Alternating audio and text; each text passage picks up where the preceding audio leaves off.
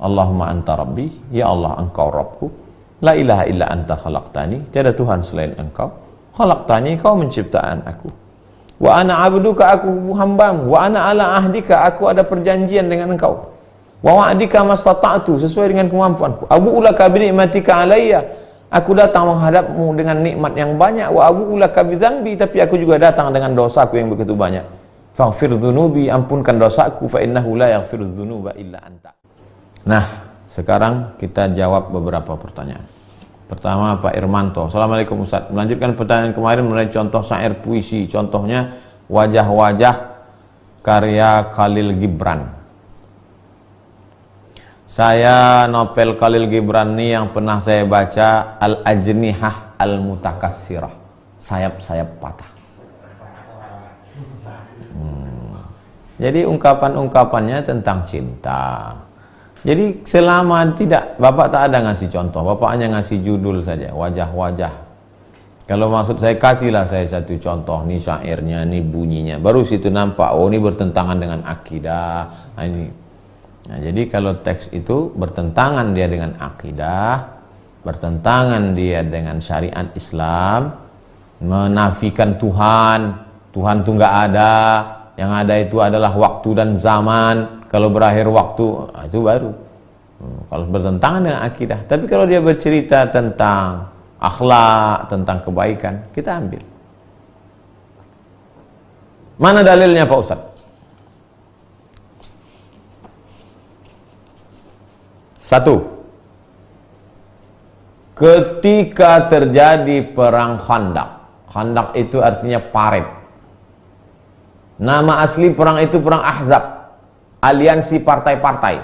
Karena Nabi dikeroyok oleh aliansi partai kafir, partai munafik, partai Yahudi. Mau mengeroyok Nabi. Datanglah Salman Al-Farisi. Kata Salman, ya Rasulullah, ya, kami di Persia ada sebuah tradisi. Apa tradisinya? Kalau kami perang itu kami gali parit keliling, supaya musuh dari sana nggak masuk. Itu nggak ada wahyu. Tak ada Allah menyuruh, hai orang beriman, galilah parit, nggak ada. Dan itu datang dari Persia. Persia itu kafir, nyembah api. Apakah Nabi berkata, hai Salman, ini dari negeri kafir, haram kita ikut? Enggak. Nah, jadi produk kafir, apakah itu benda, apakah itu syair, selama tidak bertentangan dengan syariah, boleh dipakai. Begitu juga ketika Islam sampai ke Bizantium. Bizantium adalah kota yang didirikan oleh Kaisar Bizanti. Lalu kemudian kota itu ditaklukkan oleh Konstantin, dirubah dari Bizanti menjadi Konstantinopel. Orang dulu apa-apa itu mengenang nama, kasih nama. Begitu orangnya jatuh, ganti nama lain. Bizanti, buat nama kota Bizanti. Tumbang Bizanti, Konstantinopel. Tapi ketika Muhammad Al-Fatih naik, dia tidak buat nama kota itu jadi Fatih City, Al-Madinah Al-Fatihiyah, enggak. Tapi dia pakai Istanbul. Yang dia bawa bukan dirinya, tapi agamanya, keyakinannya. Nah, di antara ciri khas bangunannya adalah menumpuk batu-batu melengkung. Coba nanti kalau pergi ke Istanbul, coba lihat batu-batu itu ditumpuk, bukan dicor seperti tempat kita. Batu itu ditumpuk, tapi susunannya begini, yang besar di atas, kecil bawah. Bisa batu itu tak jatuh. Arsitektur melengkung itu tidak ada di zaman Nabi Muhammad SAW. Karena Masjid Nabawi itu tiangnya batang korma, habis itu di atasnya adalah pelepah korma. Tidak ada arsitektur batu melengkung. Itu dapatnya dari mana? Dari Bizantium. Makanya sekarang masjid-masjid kita coba tengok, dari batu melengkung ke atas. Nah, kubah. Bahkan sekarang kubah dijadikan sebagai rukun. Kalau masjid nggak pakai kubah, nggak sempurna Islamnya. Itu jawaban secara umum Pak Irmanto. 2, Asep. Oh, ini dia yang memindahkan kursi Balkis tadi. Memindahkan kursi Balkis dari Sabah ke Palestina. Namanya Asif bin Balkhiyah. Langsung ada tanya. Apakah termasuk zalim jika kita nonton video YouTube tapi kita skip iklannya, Pak Ustadz? Enggak. Saya kalau menonton ceramah atau video pendek dakwah apa ada iklan, saya lewatkan aja. Tidak zalim. Jangan takut Pak Asik. 3. Syafira. Ustadz, bolehkah membaca Sayyidul Istighfar saat sujud dalam solat?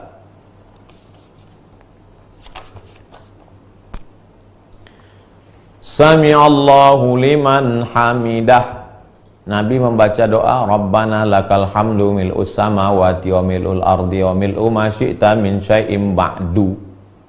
Tapi ada satu sahabat di belakang lain bacaannya, Sami'allahu liman hamidah hamdan thayyiban mubarakan fih. Alhamdulillahi hamdan thayyiban mubarakan fih. Selesai sholat Nabi tanya, siapa tadi yang baca bacaan beda seperti yang aku baca? Kata sahabat, aku ya Rasulullah. Kau yang baca itu tadi? Iya. Futihat abwabus sama. Dibuka pintu langit. Malaikat berlomba-lomba ingin mencatat doa yang kau baca. Turun mereka bawa rahmat. Komentar Al-Hafiz Ibnu Hajar Al-Asqalani terhadap hadis ini dalam kitab Fathul Bari Syarah Sahih Al-Bukhari. Apa kata dia? Jawazu ihdatsiz dzikri ghairil ma'sur fi shalah ma lam yukhalif bil ma'sur.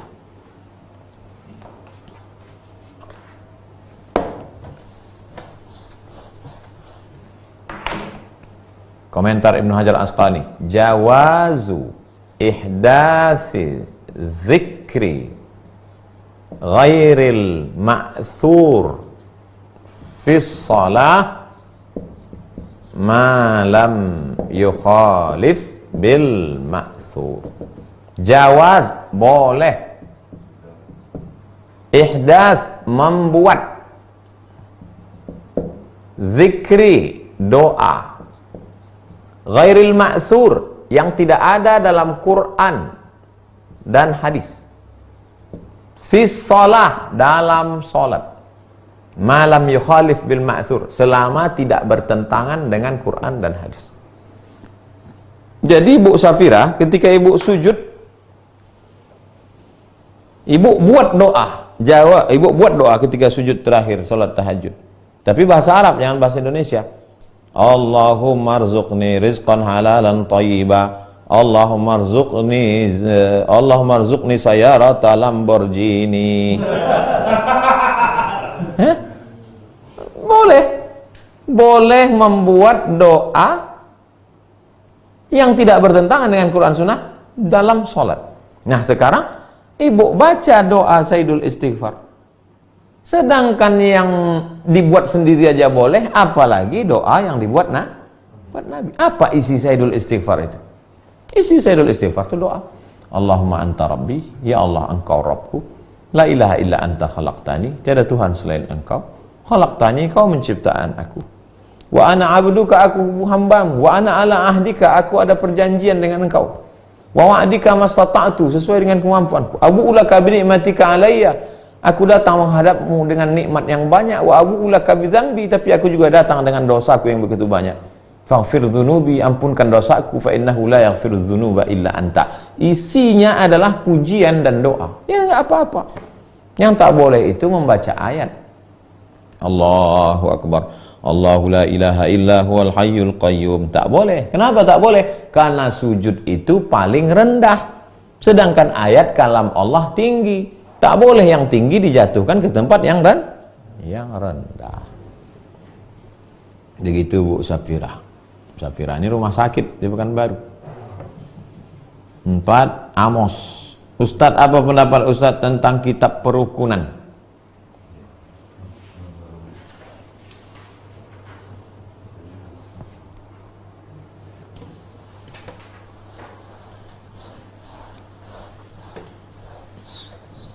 Pak Amos, Islam itu isinya 3. Yang pertama akidah, yang kedua fikih halal haram makruh, yang ketiga akhlak. Ini yang 53 stasiun ini akhlak ini, masuknya ke sini. Lalu kemudian dalam fikih ini ada lagi fikih sholat, zakat, puasa, haji, muamalah. Dibagi lagi ibadah, muamalah. Nah, khusus yang fikih ibadah ini, datanglah al-muhtadin. Tapi Sabilal Muhtadin terlalu tebal, maka diringkas lagi oleh ulama Banjar, namanya Perukunan Melayu. Yang nulis Perukunan Melayu ini cucunya, cicitnya masih hidup. Dikasihnya saya satu eksemplar. Ustadz selalu nyebut Perukunan Melayu, itu kakek saya yang nulis. Nih saya kasih ke Ustadz waktu saya pergi ke Banjar. Gara-gara Perukunan Melayu inilah nenek moyang kita tahu sholat. Saya waktu datang ke Islamic Book Fair, Ustadz tahu nggak buku apa yang paling best seller selama? Saya penasaran, saya sangka buku yang Inggris-Inggris yang hebat. Buku apa? Tata Cara Sholat Lengkap. Itu buku yang paling best seller. Tata Cara Sholat Lengkap yang warna biru muda. Itu buku yang paling laku sejak zaman dulu sampai sekarang. Sebelum buku itu ada, buku itu kan tulis huruf Latin. Ini buku yang paling maju. Perukunan Melayu. Kenapa disebut Perukunan? Karena di situ cerita rukun, syarat rukun. Jadi buku ini bagus. Mazhab yang dipakai apa? Mazhab Syafi'i. Adik-adik yang di Fakultas Syariah buat skripsi Perukunan Melayu, studi filologi. Kalau kami dulu di Maroko ada satu mata kuliah namanya Manhaj Tahqiq Nusus, studi teks klasik, filologi. Kaji itu, kaji. Supaya anak-anak zaman sekarang milenial ini tahu bahwa ulama kita itu hebat, karyanya luar biasa dan pakai huruf Arab Melayu. Hebatnya ulama dulu yang menulis dari Banjar, bisa buku itu dibaca dari Aceh sampai Papua. Orang Aceh bahasa Aceh, orang Minangkabau Padang bahasa Minang, orang Papua dengan segala macam bahasanya, orang Bugis Makassar. Tapi buku itu bisa di seluruh Nusantara nih pakai bahasa Melayu. Perukunan Melayu. Terakhir, Idang Rasidi. Ustadz, apa hukum bayar zakat dengan uang piutang? Contoh, si A punya hutang si B. Si B nyuruh si A agar uangnya dibayarkan zakat fitrah saja. Si A punya hutang pada si B. Si A punya hutang pada si B. Si B nyuruh si A bayar hutang. Kau kalau mau bayar hutang, kau bayarkan dalam bentuk zakat fitrah. Itu namanya tahwil.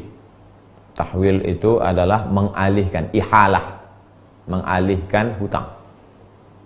Apa syaratnya? Yang pertama, sama-sama tahu hukum fikih. Yang kedua, dibayarkannya sebelum waktu pembayaran zakat fitrah berakhir. Jangan kau bayarkan zakat fitrah,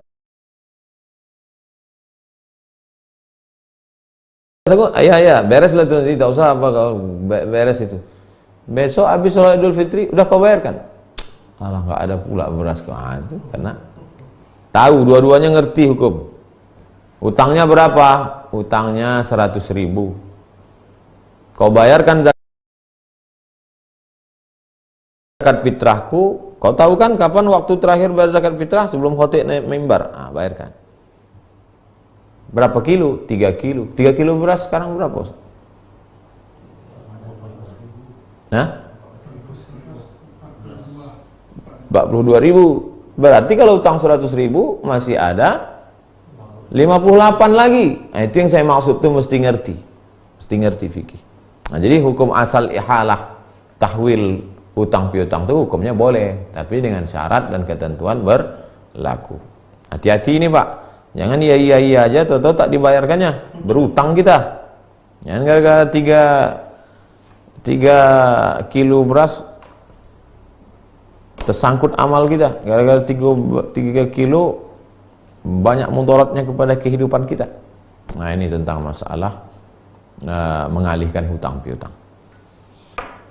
Itulah kaji kita malam ini. Di malam terakhir ini mari kita sama-sama berdoa. Ala hazihi niyyah al-Fatihah. A'udzubillahi minasyaitonir rajim. Bismillahirrahmanirrahim. Alhamdulillah rabbil alamin arrahmanir rahim maliki yaumiddin. Iyyaka na'budu wa iyyaka nasta'in. Ihdinas siratal mustaqim siratal ladzina an'amta 'alaihim ghairil maghdubi 'alaihim waladdallin. Amin. Ila Syekh Abdul Qasim Abdul Karim Ibnu Hawazin Al-Qushairi wa masyayikhihi wa ali baitihi wa li zurriyatihi wa li kafatil awliya al-muqarrabin wal ulama al-amilin as-salihin syai'un lillahi wa lahumul fatihah. A'udzu billahi minasyaitonir rajim. Bismillahirrahmanirrahim. Alhamdulillahi rabbil alamin arrahmanir rahim maliki yaumiddin. Iyyaka na'budu wa iyyaka nasta'in ihdinas siratal mustaqim siratal ladzina an'amta 'alaihim ghairil maghdubi 'alaihim waladdallin. Amin. A'udzu billahi minasyaitonir rajim. Bismillahirrahmanirrahim. Alhamdulillah rabbil alamin wassalatu wassalamu ala asyrafil anbiya'i wal mursalin wa ala alihi wa sahbihi ajma'in. Allahumma aftah lana futuhal arifin, bukakan pintu hati kami sebagaimana sudah Kau bukakan kepada para wali-walimu ya Allah.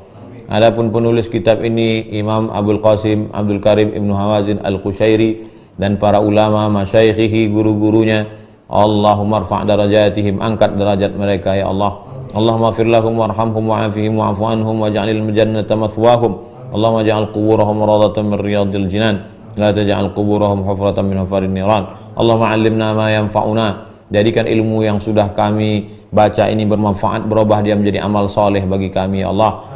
Allahumma anfa'na bima 'allamtana, yang sudah kami baca, yang sudah kami ketahui, jadikan dia bermanfaat, jangan dia menjadi azab bagi kami, menjadi hujah yang membuat kami berat nanti di hadapan-Mu ya Allah. Allah mahfaz abna'ana, jagalah anak keturunan kami minassu' wal fahsya' ma dhahara minha wa ma watan, dari segala perbuatan yang keji tercela, yang zahir maupun yang batin ya Allah. Allahumma ijma'na ma'al habibil mustafa fi jannatikal ula, satukan kami bersama Rasulullah SAW dalam surga jannatul firdaus ya Allah. Rabbana taqabbal minna, terimalah salatana, salat kami, wa siyamana, puasa kami, wa qiyamana, qiyamul lail kami, wa takhasyu'ana, khusyuk kami, wa ta'abbudana, ibadah kami, wa tammim taqsirana, sempurnakan segala kekurangan kami ya Allah.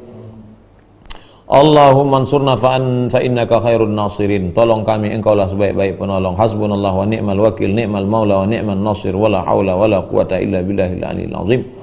Rabbana atina fid dunya hasanah wa fil akhirati hasanah wa qina adzabannar. Allahumma innaka afuwun tuhibbul afwa fa'fu anna. Allahumma innaka afuwun tuhibbul afwa fa'fu anna. Allahumma innaka afuwun tuhibbul afwa fa'fu anna. Wa sallallahu ala sayyidina wa syafi'ina wa dhukrina wa maulana Muhammad wa ala alihi wa sahbihi wasallam walhamdulillahi rabbil alamin. Taqabbalallahu minna minkum taqabbal ya karim.